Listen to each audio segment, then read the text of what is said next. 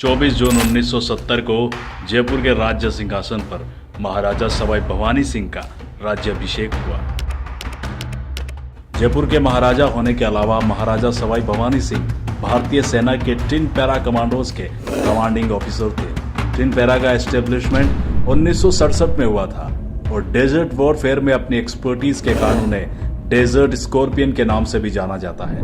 महाराजा सवाई भवानी सिंह उस परंपरा के उत्तराधिकारी थे जहां मातृभूमि की रक्षा के लिए बलिदान को चुना जाता है। सन 1971 में जब पाकिस्तान सेना ने बांग्लादेश में नरसंहार शुरू किया तो लेफ्टिनेंट कर्नल भवानी सिंह को इस बात का आभास हो गया कि युद्ध की संभावना है और उन्होंने डेजर्ट स्कॉर्पियन की ट्रेनिंग और इंटेंस कर दी। 3 दिसंबर 1971 को जब पाकिस्तान एयरफोर्स ने भारतीय एयरफील्ड्स पर हमला किया तो युद्ध की औपचारिक शुरुआत हो गई। 6 दिसंबर की गहरी रात और 7 दिसंबर में भोर से पहले जब सारा रेगिस्तान ठंड से ठिठुर रहा था तो टिन पैरा कमांडोज का नेतृत्व लेफ्टिनेंट कर्नल सवाई भवानी सिंह ने स्वयं किया। उन्होंने बाड़मेर के समक्ष जो पाकिस्तानी रेगिस्तान है उसमें बिना डिटेक्ट हुए पाकिस्तानी क्षेत्र में प्रवेश कर लिया और तेज गति से अपने टारगेट की ओर बढ़ गए। उनका टारगेट था छाछरों में स्थित पाकिस्तानी रेंजर्स का मुख्यालय। छाछरों इंटरनेशनल बॉर्डर से करीब 80 किलोमीटर दूर था। उस रात को तेज गति से चीरते हुए टिन पैरा ने छाछरों पर ऐसा हमला किया कि इससे पहले पाकिस्तानी रेंजर्स संभलते छाछरों का पाकिस्तानी रेंजर्स का मुख्यालय भारतीय सेना के कब्जे में था। फिर टिन पैराज और पाकिस्तानी सेना के बीच भयंकर संघर्ष हुआ और उसमें 17 पाकिस्तानी सैनिकों को टिन पैराज ने मौत के घाट उतार दिया।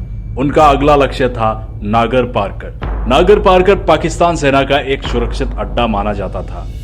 उसको तबाह करते हुए टिन पैराज ने एम्यूनेशन स्टोर को भी पूरी तरह से नष्ट कर दिया।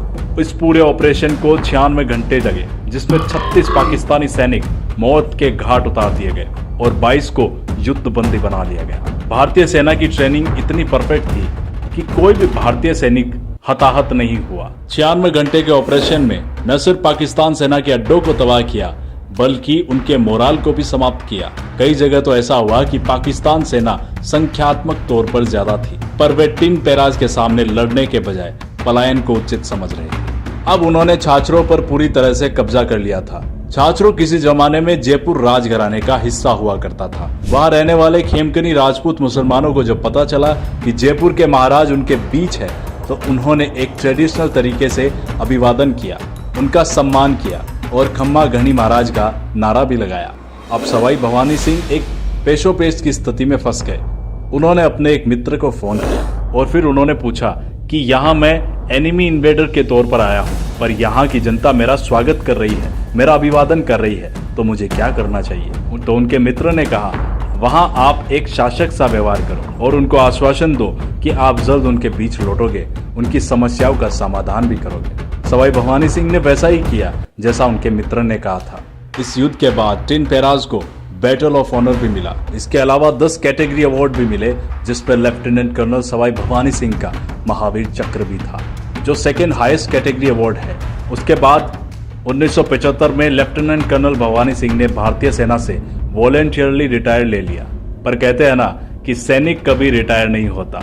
1957 में Indian peace keeping force Sri Lanka गई तो पैरा कमांडोज उनका हिस्सा थे और उसमें टिन पैराज और एलटीटी के बीच में भयंकर संघर्ष हुआ। तभी अपनी यूनिट का मोराल बढ़ाने के लिए रिटायरमेंट से निकलकर लेफ्टिनेंट कर्नल सवाई भवानी सिंह श्रीलंका पहुंच गए। अपनी टीम का मोराल बूस्ट किया, उन्हें मोटिवेशन दिया, उनके साथ खाना खाया और उसके बाद उनके इस बहादुरी कृत्य के लिए उनको भारतीय सरकार ने ब्रिगेडियर के पद से सम्मानित किया। ये एक बहुत रेयर इवेंट है जहां रिटायरमेंट के बाद ऑफिसर वापस आता है और सर्विस में उनको एक प्रमोशन भी दिया जाता है। छाछर के इस युद्ध का आगाज आज भी दुनिया के वॉर कॉलेज में अपने करिकुलम में रखा जाता है और अपने सैनिकों को इससे सीख देते हैं।